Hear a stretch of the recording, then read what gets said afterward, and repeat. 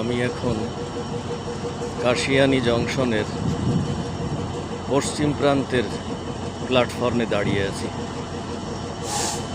এখন আপনারা যে ট্রেনটি দেখতে পাচ্ছেন, এটা গোপালগঞ্জ থেকে রাজশাহীর জন্য আগে এসে অপেক্ষা করছে।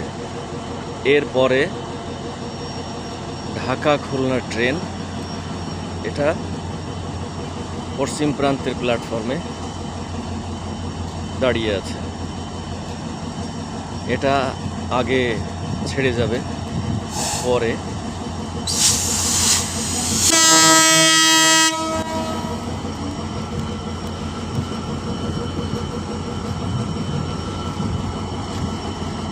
ঢাকা খুলনার ট্রেন আগেই ছেড়ে দিয়েছে। এটা কাশিয়ানী জংশন পাস হয়ে যাওয়ার পরে তারপরে হলো গোপালগঞ্জ রাজশাহী ট্রেন ছাড়বে।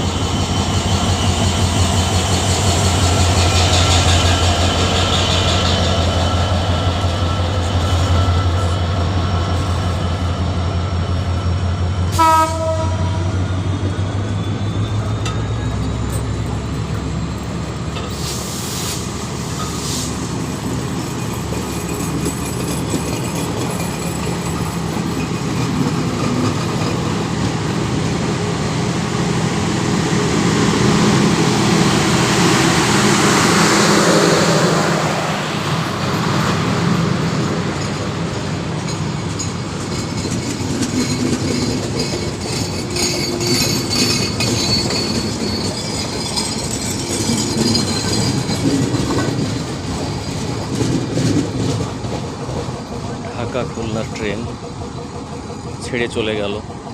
এখন গোপালগঞ্জ রাজশাহী ট্রেন ও ছেড়ে যাবে।